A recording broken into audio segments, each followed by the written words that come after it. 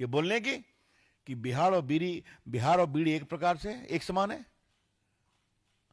मुझे अपने बिहारीपन पर गर्व है और मैंने भी कहा था ये क्या मतलब है आपका। जहां से ये परंपरा रही है संघर्ष की, साहित्य की, संस्कार की, आध्यात्म की। मुझे याद है मैंने कहा था इन लोगों को जरा बता दीजिए कि जब प्रभु राम के ट्रेनिंग का समय आया था तो उनको बक्सर भेजा गया था, याद है कि नहीं याद है? हाँ, आज भी विश्वामित्र घाट है वहां पर। तो ये कुछ जानेंगे, पढ़ेंगे, समझेंगे तब ना बिहार की बात को समझेंगे। बाकी अंबेडकर की फोटो का अपमान राहुल गांधी ने किया तो लालू प्रसाद ने उसका और आगे बढ़ गया। क्या आपने पैर के नीचे रखे ना सर, ये सब दिखाया गया है। तेलंगाना के मुख्यमंत्री तो और आगे निकल गए कि बिहारी का डीएनए खराब है। याद है कि नहीं याद है? और उनको कैसे कहा जाए डीएनए देश का एक है, ये कांग्रेस के नेताओं का, और इन सब पर राहुल गांधी चुप रहे। आई रिपीट, इन सब पर राहुल गांधी चुप रहे हैं। और एक हमारे टीम ने खोज के निकाला है जो चरणजीत चन्नी, कहां आजकल एमपी हैं, क्या है वो एमपी है। उन्होंने स्टेटमेंट दिया कि हम बिहारियों को पंजाब में घुसने नहीं देंगे, और प्रियंका गांधी ताली बजा रही थी। तो आपके मुख्यमंत्री बिहार का डीएनए खराब कहते हैं। एक प्रदेश का ऑफिशियल कमेंट आता है कि बीडी और बिहार एक समान है। एक साहब कहते हैं बिहार को घुसने नहीं देंगे और चले आए हैं ड्राइविंग सीट के लिए। ये मुझे दूसरी बात कहनी है। मित्रों, एक और बड़ा सवाल आपको उठाने की इच्छा है और मैं चाहूंगा हमारे पत्रकार में इसकी गंभीरता को समझें। मालूम है कि पूरा जो चारा घोटाले की लड़ाई चली थी उसमें मैं वकील था सीबीआई इंक्वायरी कराने के लिए। स्वर्गीय सुशील मोदी पिटिशनर थे और भी कुछ मित्र थे। उस पूरी लड़ाई में कांग्रेस पार्टी ने कभी भी लालू का विरोध नहीं किया। लूट का ये 2000 करोड़ का घोटाला था। लालू प्रसाद कन्विक्टेड हैं। किसी को भी राहत नहीं मिली। किसी का मतलब किसी को राहत नहीं मिली। एक छोटे भी सप्लायर थे तो उनको भी पूरा 1 साल 2 साल की सजा। आईएएस ऑफिसर गए, इनकम टैक्स ऑफिसर गए, मंत्री गए, मुख्यमंत्री गए। दूसरा, लालू प्रसाद अभी भी रेलवे घोटाला के मामले में चार्जशीटेड हैं, आपको पता है ना। और जमीन दो नौकरी लो, उस पर भी चार्जशीटेड हैं। दिल्ली में ही केस चल रहा है। उसमें श्रीमान तेजस्वी यादव भी हैं, राबड़ी जी भी हैं। क्या कांग्रेस पार्टी ने कभी कोई टिप्पणी की है क्या? एक बार भी कहा है क्या? तो मेरा स्पष्ट आरोप है कि बिहार में जो खौफ, अपहरण, लूट, भ्रष्टाचार का पूरा पर्याय रही है लालू प्रसाद की सरकार, उनके पीछे हमेशा कांग्रेस खड़ी रही है।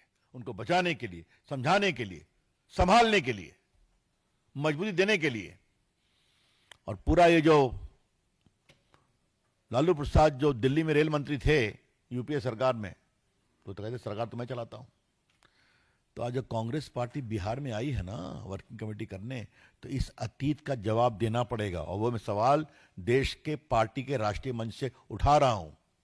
आप चुप क्यों थे जब बिहार के लोगों को किडनैप किया जा रहा था? आप चुप क्यों थे जब किडनैपिंग की, रैंसम की समझदारी मुख्यमंत्री के घर से हो रही थी? आप चुप क्यों थे जब चारा घोटाला, अलकतरा घोटाले में जनता के टैक्स पेयर का पैसा लूट रहा था? आप चुप क्यों थे जब पूरा बिहार जातिगत नरसंहार का पर्याय बन गया था? यह बड़ी बात है। तो जब आप 85 साल के बाद आए हैं बिहार में करने के लिए अपनी वर्किंग कमेटी, तो हिसाब तो देना पड़ेगा ना। तो मैं हिसाब मांग रहा हूं आज। मित्रों, सर पर हम लोग की बहुत बातचीत हो चुकी है तो मैं उस पर आज कोई टिप्पणी नहीं करूंगा। लेकिन राहुल गांधी जी ने फिर उठा दिया है बेरोजगारी का मामला।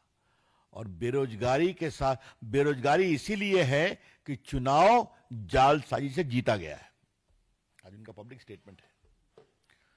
Rahul Gandhi has made a very shocking statement that there is unemployment in the country because of forgery in the elections. तो अब वो सिर्फ इसी इलेक्शन पर नहीं रह रहे हैं, अब वो 14 से शुरू कर रहे हैं।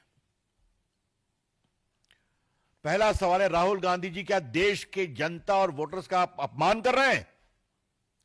30 साल के बाद नरेंद्र मोदी जी को पूर्ण बहुमत की सरकार बनी, 14 में, 19 में। देश में हम कितनी जगह सरकारें हैं हमारी? 19 जगह है ना? इंडिया में, हाँ, 19 प्रदेश में हमारी सरकारें हैं। क्या कहना चाहते हैं? सब जीते हैं जलसाजी से। राहुल गांधी जी, देश की लोकतांत्रिक प्रक्रिया का अपमान करना बंद करिए और देश की जनता के वोट के अधिकार का अपमान करना बंद करिए। आपको वोट नहीं देते तो आप इस तरह की गाली पढ़ेंगे उनके बाद? इसके पीछे की सोच क्या है? सोच स्पष्ट है मित्रों। भगवान के यहां से पट्टा तो हमें ही मिला है देश चलाने का, तो मोदी जी कहां से आ गए?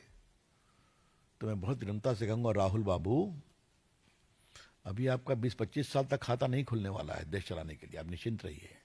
और जिस तरह से आप अपरिपक्वता से अपना राजनीतिक आचरण करते हैं तो और होने वाला है मित्रों। लेकिन मैं आज रिकॉर्ड स्पष्ट करना चाहता हूं। देखिए, एम्प्लॉय प्रोविडेंट फंड का ऑफिशियल डेटा मैं आपको दे रहा हूं। एम्प्लॉय प्रोविडेंट फंड का ऑफिशियल डेटा आपको मालूम है क्या होता है? जब आपको नौकरी में सैलरी मिलती है तो एम्प्लॉय प्रोविडेंट फंड कटता है, उसका वो डेटा रखते हैं। सितंबर 17 से मई 25 तक 7,91,33,000 लोगों का एम्प्लॉय प्रोविडेंट फंड कट रहा है, गवर्नमेंट और नॉन गवर्नमेंट। मतलब 8 करोड़ लोगों को नौकरी मिली है, रोजगार मिला है,